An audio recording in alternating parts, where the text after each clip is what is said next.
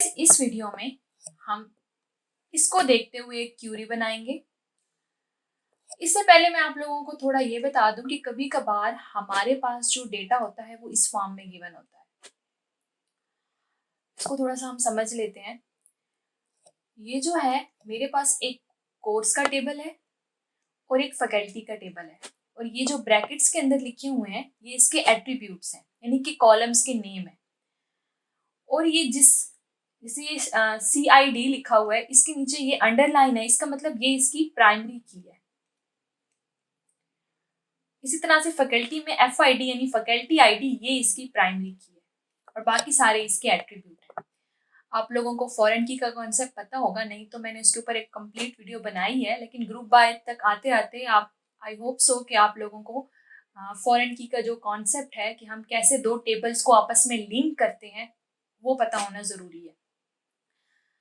तो आप देखें कि ये जो फैकल्टी की FID है यहाँ पे, ये इस टेबल में भी आपको नजर आ रही है, कोर्स के टेबल में भी नजर आ रही है। तो ये जो प्राइमरी की है ये कोर्स के टेबल में एज अ फॉरेन की गई हुई है। इससे क्या होता है कि ये दो टेबल जो है आपस में लिंक हो गए, यानी हम इससे इस टेबल में भी जा सकते हैं और इस FID का इस्तेमाल करते हुए फैकल्टी से कोर्स में भी जा सकते हैं और कोर्स से फैकल्टी में भी आ सकते हैं।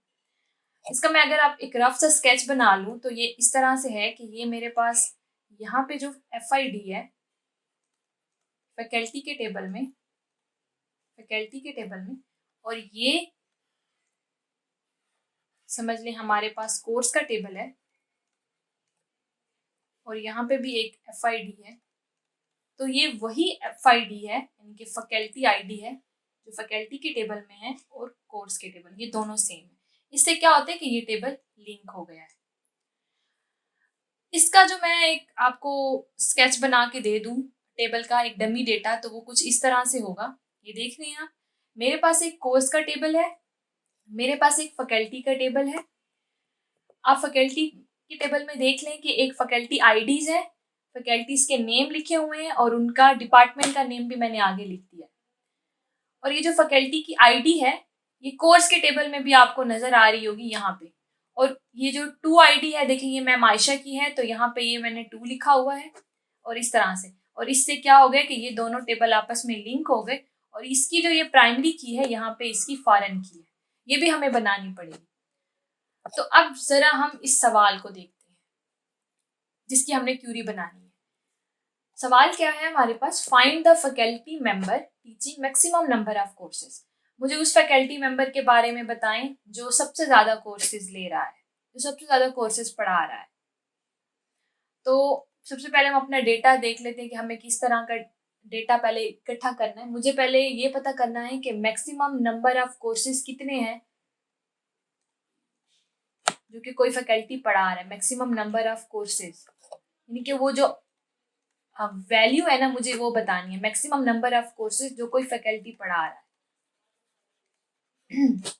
उसके बाद अब वही मैक्सिमम नंबर जो भी ले रहा होगा, पहले तो मैंने ये मैक्सिमम नंबर ऑफ कोर्सेज ले लेने हैं, फिर वो जो मैक्सिमम नंबर जो भी ले रहा होगा उसकी मैंने फैकल्टी ID देनी होगी।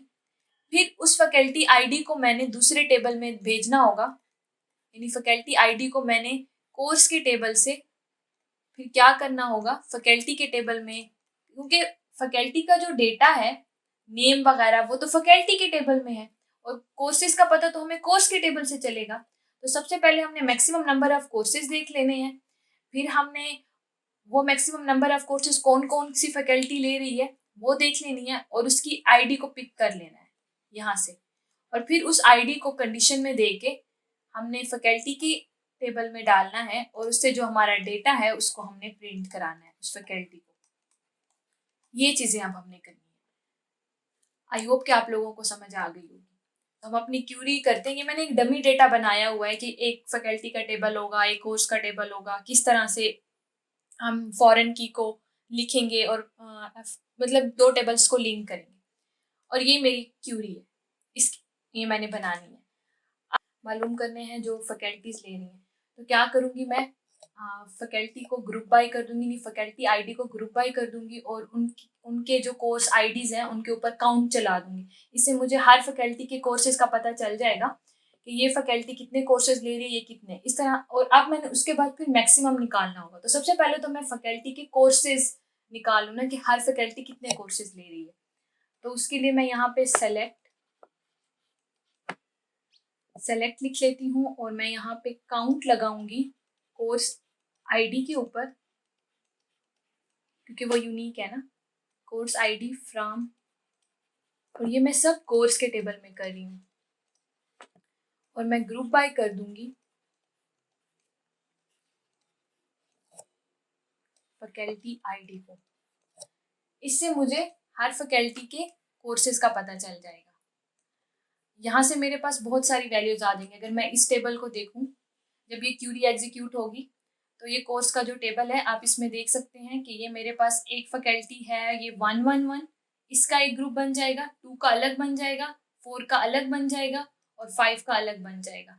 तो 1 की 3 आएंगे और बाकी सबका एक एक आ जाएगा। तो मैं यहाँ पे लिख भी लेती हूँ साथ में कि एक मेरे पास 3 आ जाएगा, एक 1 आ जाएगा, एक 1 आ जाएगा और एक और भी 1 आ जाएगा। ये इतनी वैल्यूज मेरे पास इस काउंट के अंदर आ जाएंगी। एंड ये सेलेक्ट स्टेटमेंट मुझे ये 4 वैल्यूज दे रहा होगा। अब इनमें से मैक्सिमम क्या है, ये 3 है ना। अब ये भी तो मैंने निकालना है क्योंकि मैंने मैक्सिमम नंबर ऑफ कोर्सेज पहले निकालने हैं। तो अब मैं क्या करूँगी, यहाँ पे मेरे पास एक होता है ना greater than and equal to all. यहाँ मैं दोबारा से greater than and equal to all, ये मैंने आप लोगों को पढ़ाया हुआ है कि ये मल्टीपल कॉलम ऑपरेटर है, सॉरी मल्टीपल रो ऑपरेटर है, एक से ज़्यादा वैल्यूज ले लेता है। तो अब क्या होगा, यहाँ पे मैं एक दूसरी क्यूरी लिखूंगी जिसमें मैं जो ये मैक्सिमम नंबर ऑफ कोर्सेज ले रहा है मैं उसकी फैकल्टी आईडी को उठाऊंगी। देखिए ये मैंने रिक्वायरमेंट्स दिए, उसकी फैकल्टी आईडी को उठाऊंगी, वो कौन सी फैकल्टी आईडी रख रहा है। तो ये मैं निकालूंगी यहाँ पे। तो मैं यहाँ पे ये सेलेक्ट फैकल्टी आईडी फ्रॉम, अभी भी मैं कोर्स के टेबल के अंदर ही हूँ। मैं ग्रुप बाय भी करूँगी फैकल्टी आईडी। यहाँ मैं हैविंग लिखूंगी क्योंकि मैंने ग्रुप बाय के बाद कंडीशन लगानी है। हैविंग मेरे पास जो काउंट है CID का उससे ज़्यादा। अब ये जो मेरे पास ये वाली क्यूरी होगी, ये जो दूसरी मैंने सब क्यूरी बनाई है ये वाली, ये FID के हिसाब से वैसे ही ग्रुपिंग कर लेगी, 4 ग्रुप्स बना लेगी। एक उसमें काउंट आ जाएगा 3, एक में आ जाएगा 1, एक में आ जाएगा 1 और एक में आ जाएगा 1। आप समझ रहे हैं ना।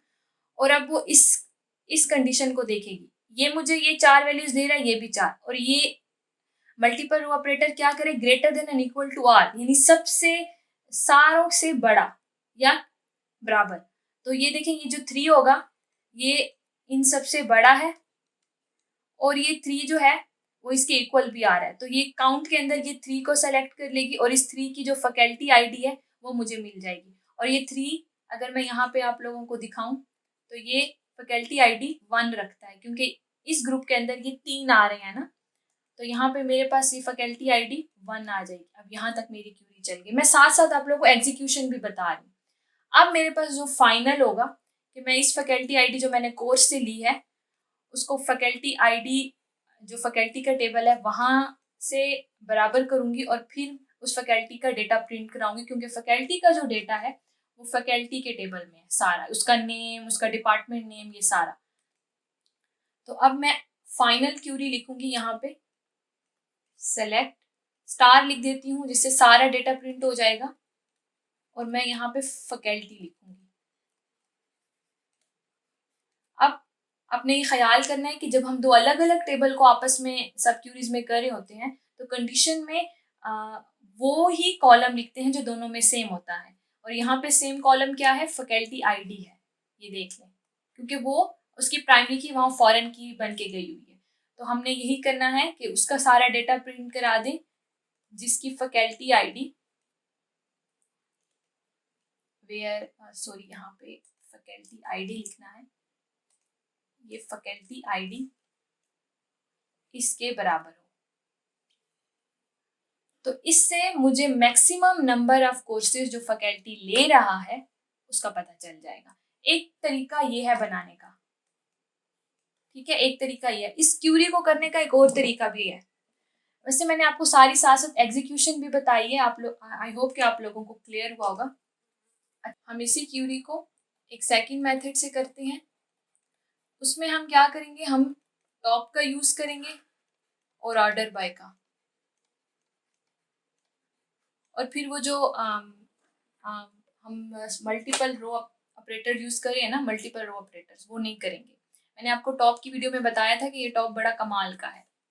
तो अब देखते हैं इसका कमाल। सबसे पहले मैं यहाँ सेलेक्ट लिख लूंगी। जैसे मैंने वहां पे काउंट लगाया था, मैं यहाँ पे काउंट लगा लूंगी, और काउंट किसके ऊपर लगाऊंगी, CID के ऊपर लगाऊंगी। फ्रॉम कोर्सेज लिख दूंगी। ये सबसे जो इनर क्यूरी है वो यही है, फ्रॉम कोर्स के टेबल से। और मैं ग्रुप बाय कर दूंगी FID को। ये सारा वैसे का वैसे है। अब मैंने यहाँ चेंज क्या करना है, मैंने ऑर्डर बाय क्रिएट कर लेना है। ऑर्डर बाय कर लेना है उस काउंट के हिसाब से, ठीक है। और उस ऑर्डर को मैं कौन सा ऑर्डर दे दूंगी, डिसेंडिंग। तो इसका मतलब है जो सबसे ज्यादा काउंटिंग में आए होंगे ना कोर्सेज किसी भी फैकल्टी के, जब हम ग्रुप्स बनाएंगे और इसमें जो सबसे ज्यादा काउंट होगा वो ऊपर आ जाएगा। और यहाँ पे अगर मैं एक मैजिकल वर्ड लिख दूं जिसको मैं कहती हूँ टॉप 1, तो उससे मैं उस मैक्सिमम नंबर को कर लूंगी, जो कि मैक्सिमम नंबर मेरे पास आई गेस 3 था, तो वो आ जाएगा यहाँ पे। अब मुझे वो ये ग्रेटर देन, इक्वल, आल लगाने की यहाँ पे जरूरत नहीं पड़ेगी, क्योंकि मेरे पास आ चुका है। यहाँ पे मैं इक्वल का सिंबल लगा देती हूँ यहाँ पे। अब मैं दूसरी क्यूरी लिखूंगी जो मैंने जैसी सारी लिखी थी, बाकी सारी क्यूरी वैसी होगी। सेलेक्ट, मैं फिर FID को सेलेक्ट करूंगी फ्रॉम कोर्स से, और मैं ग्रुप बाय करूंगी FID को। फिर मैं हैविंग लिखूंगी और मैं कहूंगी कि जो काउंट मैंने लगाया था CID का, जो इसके बराबर आएगा। अब ये वाली क्यूरी भी वैसे ही करेगी, FID के ग्रुप्स बनाएगी, और इसमें भी हमारे पास ये देखो यहाँ पे हमारे पास 4 वैल्यूज आएंगी, एक 3 आएगी, एक 1 आएगी, एक 1 आएगी, एक 1 आएगी, जैसे पिछली क्यूरी में आ रहा था। और जो इसके बराबर होगी वो ये 3 आ जाएगा, तो ये इसकी FID मुझे दे देगा, जो कि मेरे ख्याल में 1 थी। और जो बाकी क्यूरी है वो वैसी हम लिख लेंगे, कि हम फिर उसका डेटा प्रिंट करा देंगे और वो फैकल्टी के टेबल से होगा।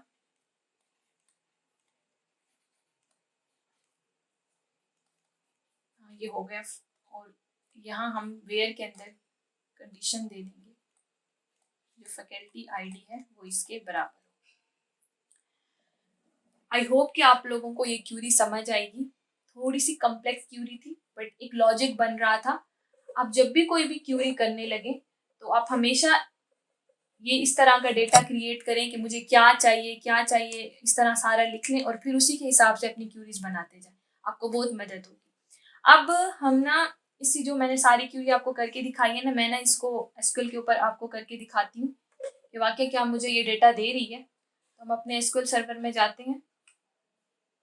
सो मैं अपने SQL सर्वर में आ गई हूँ। मैंने यहाँ पे पहले से डेटा क्रिएट किया हुआ है, मैं एक दफ़ा बस मैंने एग्जीक्यूट करना है। देखिए मैंने एक फैकल्टी का टेबल बनाया। ये फैकल्टी के अंदर वो जो सारा डेटा था वो मैंने डाल दिया। ओके, उसके बाद ये मैंने कोर्स का टेबल क्रिएट किया, और जो जो कोर्सेज मैंने वहाँ पे आप लोगों को बताए थे ये भी मैंने डाल दिए।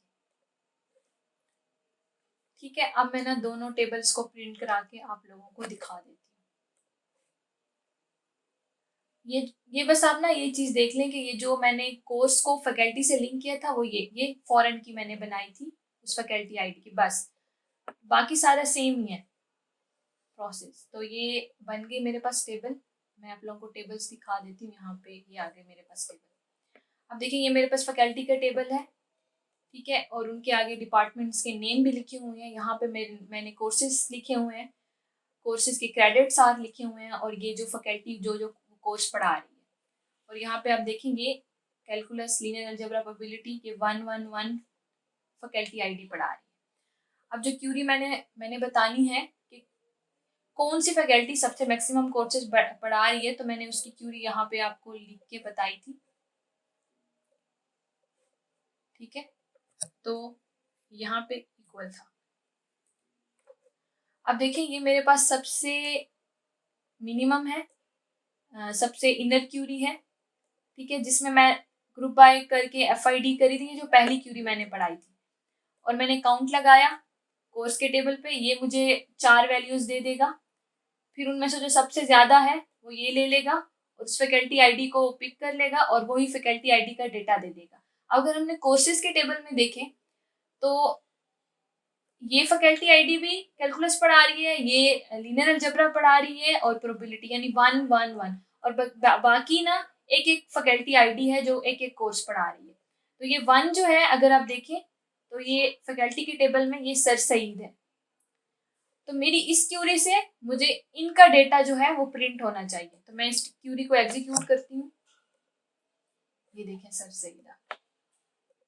इसी तरह से मैंने वो दूसरी क्यूरी बनाई थी जिसमें मैंने टॉप का यूज किया था, सारा समझाया भी था कि वो किस तरह से काम कर रही है। तो ये देखें, यहाँ मैंने ये ऑर्डर बाय लिख दिया, यहाँ पे मैंने टॉप कर लिया और बाकी सारी क्यूरी वैसी ही है। तो ये देखें, ये भी मुझे सर सही।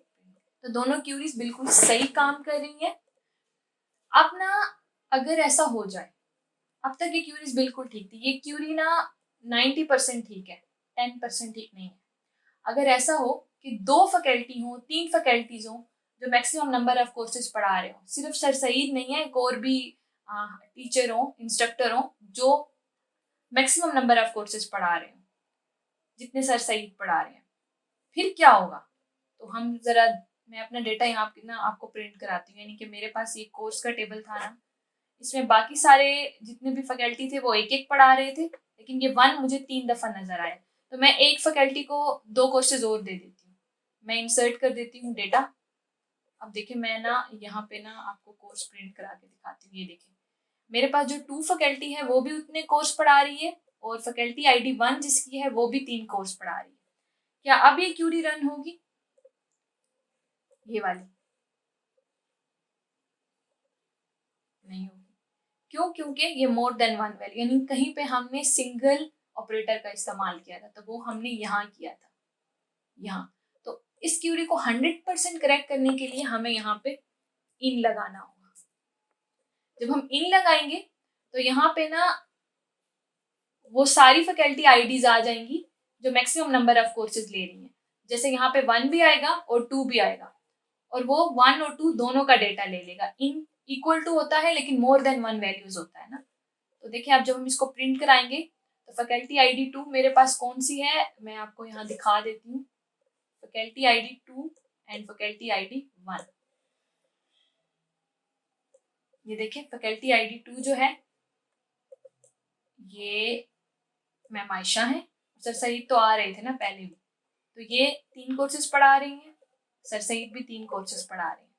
तो अब हम इसको रन एग्जीक्यूट करेंगे ना, तो ये मुझे दोनों का नाम प्रिंट कराना चाहिए। सर सईद का भी करा रही है, मैम आयशा का भी करा रही है। तो ये अब 100% जो है ना मेरी क्यूरी ना करेक्ट हो चुकी है। आई होप कि आप लोगों को यहाँ तक अच्छे से समझ आया होगा, सारा कॉन्सेप्ट क्लियर हुआ होगा। मैंने पूरी कोशिश की कि मैं एग्जीक्यूशन के साथ साथ बताऊं कि कैसे कैसे क्यूरी एग्जीक्यूट हुई और मैं ये चीज़ यहाँ पे क्यों लिख रही हूँ, उसकी लॉजिक्स भी बताऊं, और क्यूरी किस तरह से हम बनाते हैं। हमें पहले अपना मटेरियल साथ में रखना पड़ता है कि मुझे ये चाहिए, ये चाहिए, ये चाहिए, और फिर उसी को देख के हम क्यूरीज बनाते हैं। तो इस तरह से जब आप प्रैक्टिस करेंगे ना आपको भी समझ आने लग जाएगी।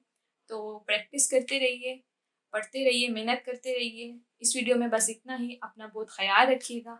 अल्लाह हाफिज़।